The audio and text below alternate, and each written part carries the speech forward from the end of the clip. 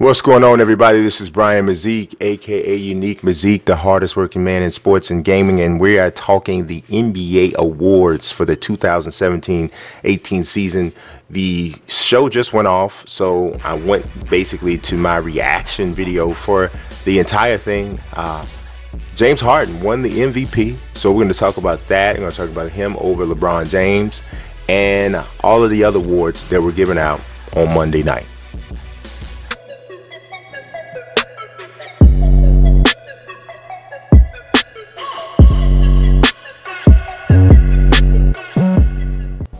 All right, peeps, make sure you guys leave a like on this video. It means a lot to me.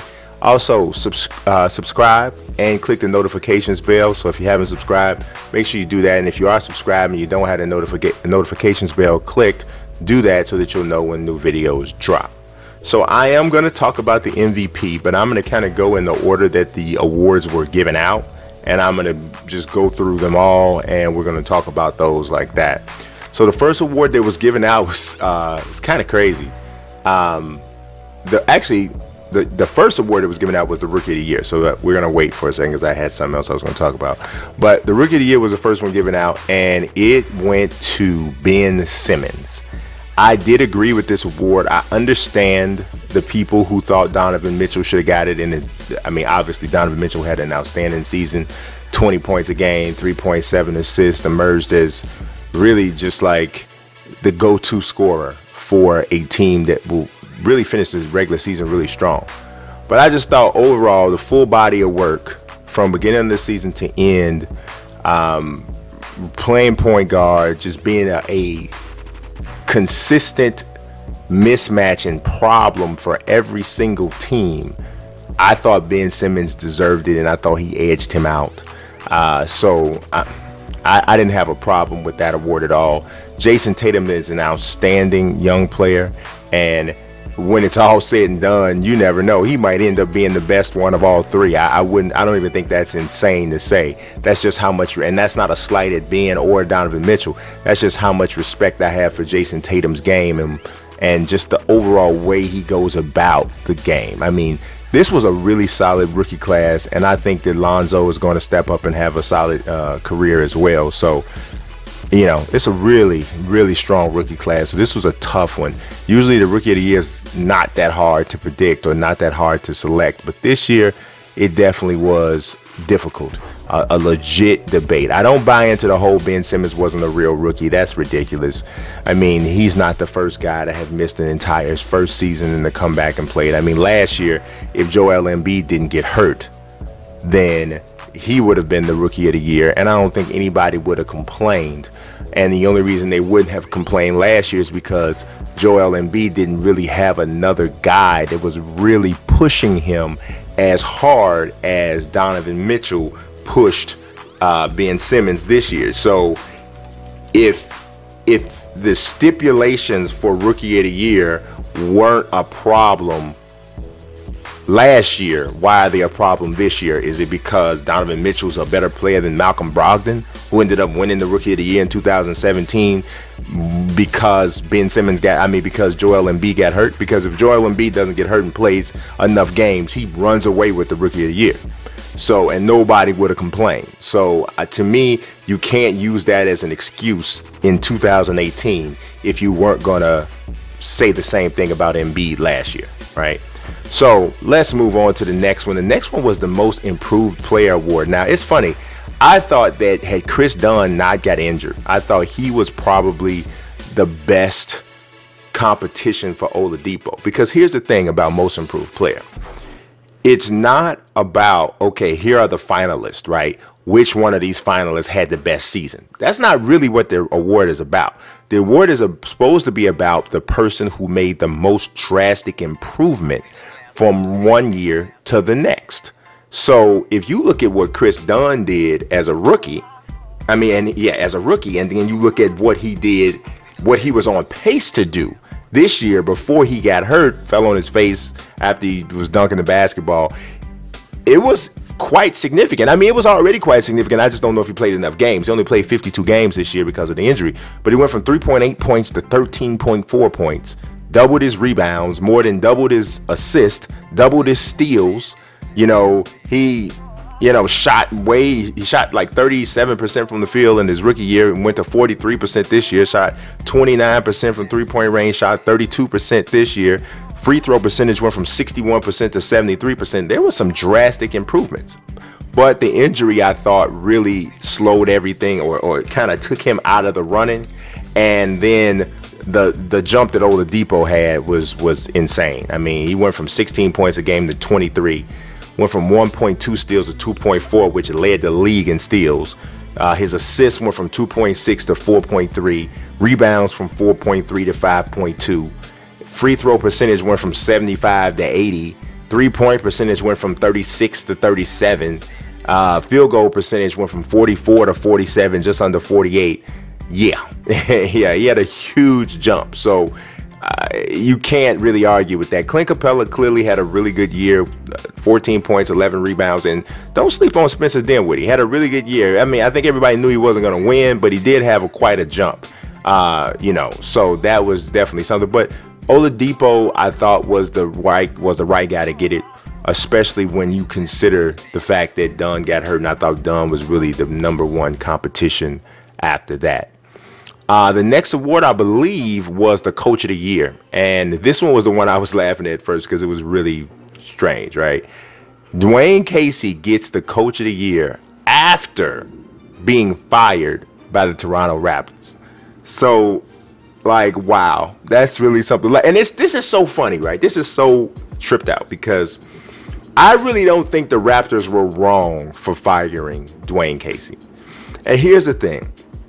When a coach gets fired, it doesn't necessarily always mean that they are doing a bad job, because there's different stipulations and situations around firings, right? Sometimes you get a guy that gets fired, the team is 20-62, and last year they were 22-60.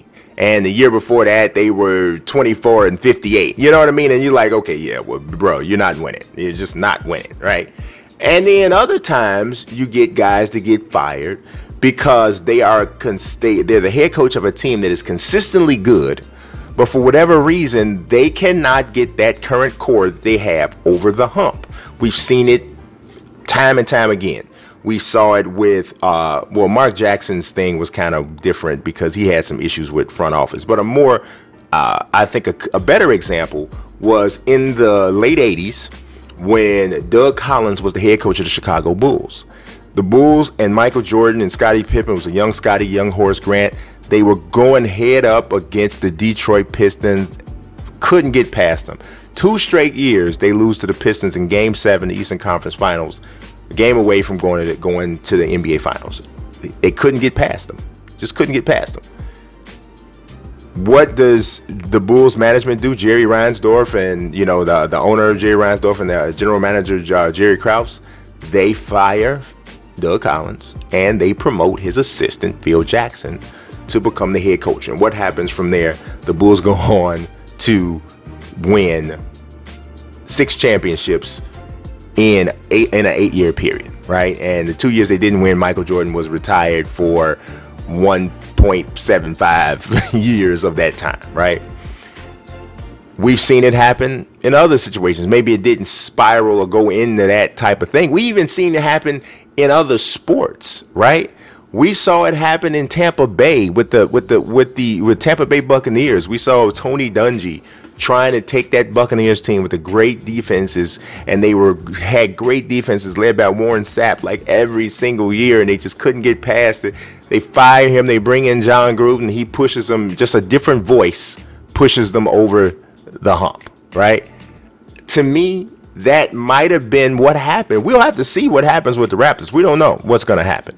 But Nick Nurse steps in as his assistant, slides in there, and now he's the head coach. We'll see what happens.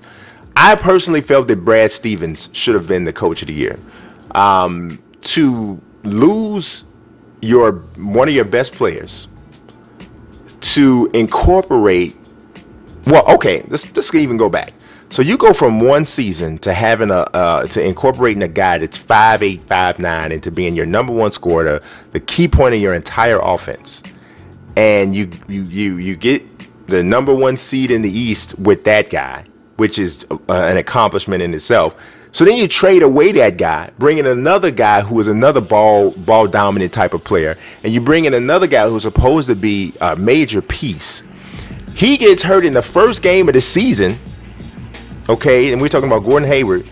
And then the guy you traded for Isaiah Thomas, who's the 5'8" guy I'm referring to, Kyrie Irving, comes in and he misses a good amount of time in the regular season and then misses pretty much the whole postseason, right? All through that, the Celtics had, at one point they had an 18-game winning streak. They were the top team in the East for a long period of time. I thought Brad Stevens did a phenomenal job. And just the complexity of his offense, the way he gets guys to buy in, the way he can plug pieces in to get them to perform properly, the development of Jaylen Brown, the development of Marcus Smart, the development of Jason Tatum, all under Brad Stevens' watch, is impressive. My vote was definitely for Brad Stevens. The Dwayne Casey thing, hey, he got it, but I did feel good for him though, because as a person who knows what it's like to be fired, I've been fired, right, a few times in my life, and I don't care if you hated the job, right? There's no feeling like being fired. I don't care if you knew it was coming. I don't care what it is. It don't feel good, right? It's an ultimate feeling of rejection. Somebody literally told you, we don't want you in this building anymore, right? So that don't feel good.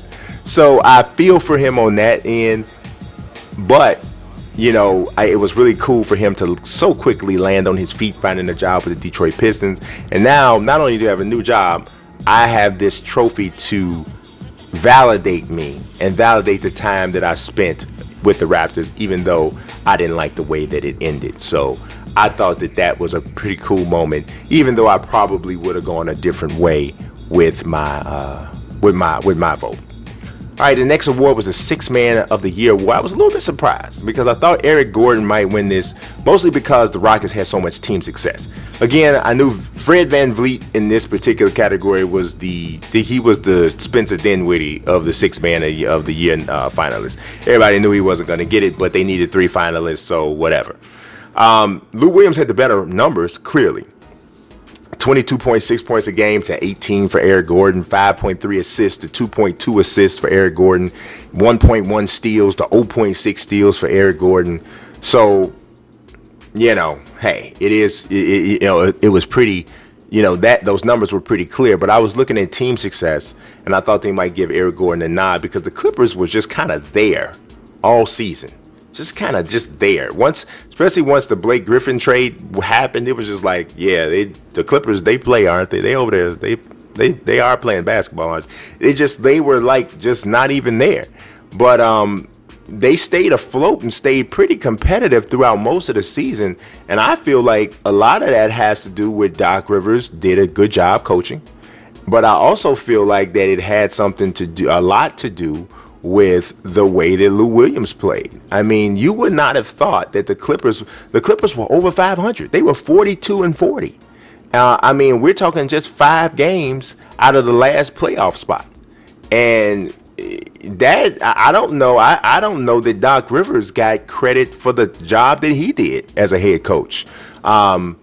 So yeah, I mean, and Tobias Harris came in and scored well, but Lou Williams led that team in scoring, and he only started 19 out of 79 games that he appeared in, and so that was a pretty big deal. Had a really solid season, so you can't really argue with him winning the Sixth Man of the Year award.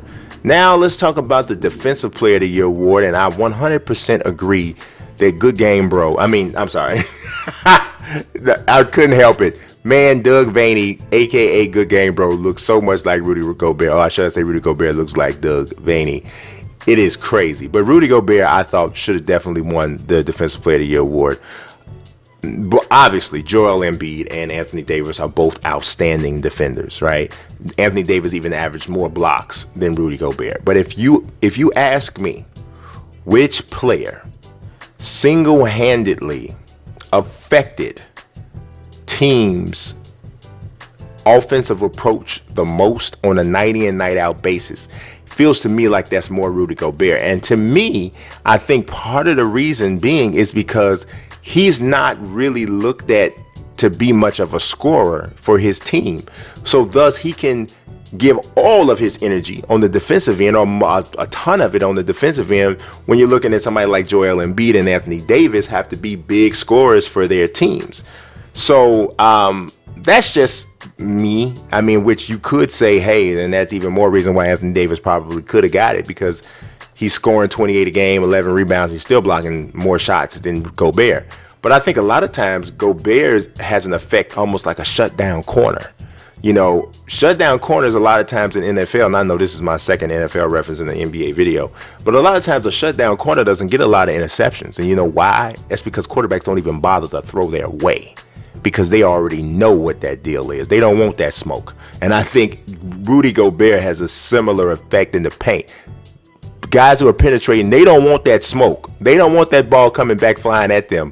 So he limits the amount of penetration that takes place because of his rim protection prowess.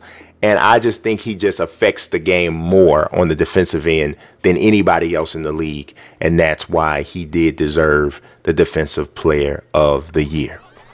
Now let's talk about the big one, the MVP.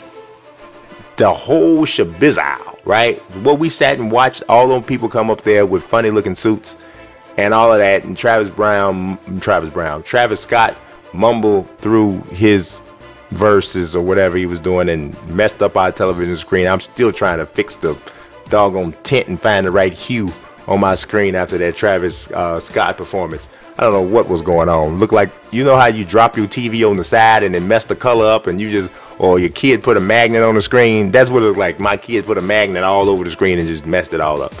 But whatever. And I can't tell you one word he said. You know, I was like, if somebody don't bring Rakim or Outkast or Goody Mob or somebody out here on this, I'm just Kendrick Lamar, bring him out, something, whatever. At any rate, the MVP, James Harden wins it, and I do disagree. I do. I just think that, and I mean, you're a fool if you're trying to imply that James Harden didn't have a great season. Come on, man. 30.4 points a game, 8.8 assists. I mean, he was a freak. One of the toughest maybe the toughest, I don't know. Right there. Top two toughest guys to guard by yourself. You know, one-on-one in the league, and one of the toughest in NBA history, right? Just phenomenal, right? But I really think that LeBron not getting it is more about people just seeking to stop giving him all of the awards. And I don't think this is a LeBron hate thing as much as a lot of other things are. But I do think that it happens to great players who are great for as long as LeBron has been great. Michael Jordan went through it. I mean, you could make the argument, right, that Michael Jordan should have been the MVP probably 8 or 9 years in a row. You could make that argument, right? But it got to the point that Michael was Michael so often and just so consistently, like, yes, Michael again, 35 points. Yes, he did. Again, he got 30 again. Yes, he got 30 again. Yeah, he got 40 again. And it got to the point where you just expect it, right? And Mike won 5 MVPs. But I mean, Michael Jordan led the league in scoring. Okay, he led the league in scoring. What is this? 7, 8, 10 times. Do you understand me? 10 times. And he led it actually 7 years in a row. Then he retired from basketball, came back for 17 games. He wasn't eligible. For next 3 full seasons he played, he led the league in scoring in those years too, right? So you led the league essentially 10 consecutive full seasons that you played. Now you mean to tell me that in 10 consecutive seasons that he led the league in scoring, and through those years, the Bulls won 6 championships and he only won the MVP 5 times? Come on. 6 out of 8 championships. They made it to at least the Eastern Conference Finals in probably all, 8 of those years? Come on. You know Mike deserved more than 5 MVPs. There's no way in the world. And I know Barkley had a great season in 92, 93. I know that, Karl Malone had a really good season in there when he won. But there's no way in the world, right? So I think at some point you just begin to take Shaq was the same way. You just begin to take great players for granted. And I think we're at that point with LeBron. I think now, subconsciously, people are looking for a reason not to give LeBron the award or not to give him the MVP. He's won 4, but they're looking for a reason not to. I mean, if you just take a second, and I'm going to put this on the screen, and you look at these numbers. Now, most of these are cumulative, right? But you look at points scored. Now, LeBron played in all 82 games, so he didn't average more points per game than Harden. But somebody once told me, and somebody tweeted this also as a part of this tweet that's on the screen, and Tony Dungy once said this: the best ability is availability. LeBron played all 82 games, okay? LeBron had scored more points this year. He had far more rebounds. He had more assists. He shot better from the field. So if you play more games, that means that generally your field goal percentage will drop because of the more games you play. It's a truer sense of how accurate of a shooter you've been. The 3-point percentage was the same, 36.7. Now, Harden took more threes, but the 3-point percentage is the same. LeBron played far more minutes. Obviously, he played 10 more games, and he had 14 more triple-doubles. Okay, so now that's just raw statistics, okay? Let's go beyond raw statistics. Let's look at the term most valuable player. Valuable.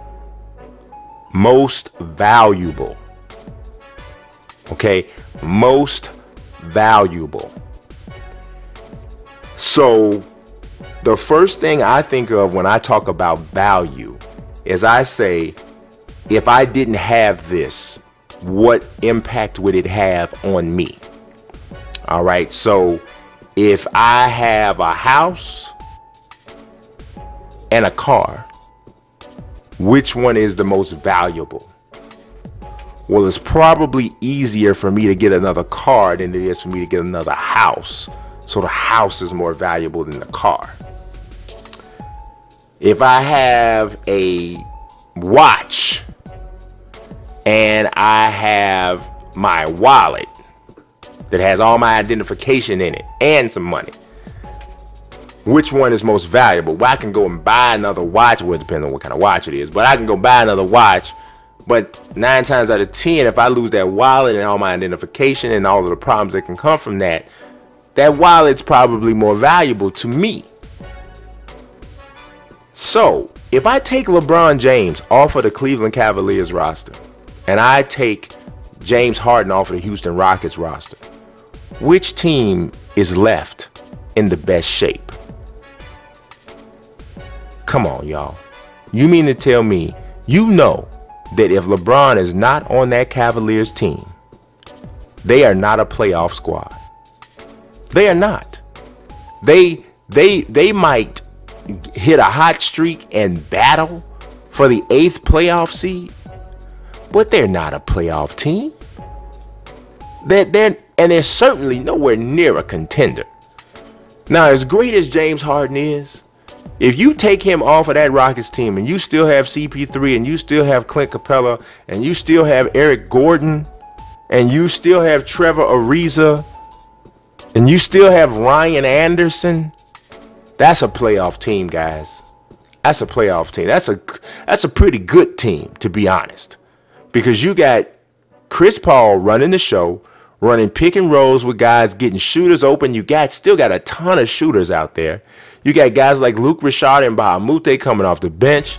You got Gerald Green coming off the bench. This is not a bad team. LeBron, we saw what Cleveland is. And on top of that, with all of the craziness that went on with that team this year, my boy Derrick Rose hurt, leaving the team.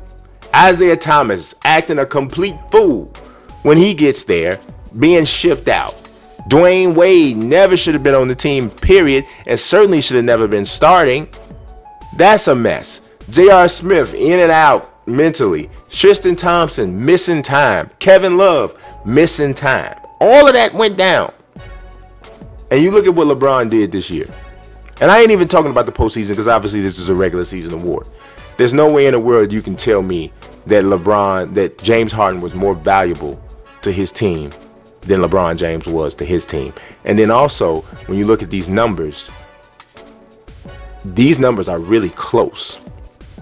Okay? Because while Harden may have higher averages, LeBron, in certain areas, LeBron's total numbers and his availability, to me, on top of what he had to deal with this season, on top of the transition and disarray that his team was in, I think that says a lot.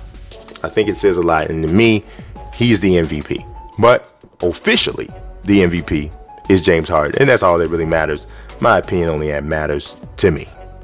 So that's all I got for you guys today. And as always, I talk sports and I talk gaming, and I am always appreciating you watching.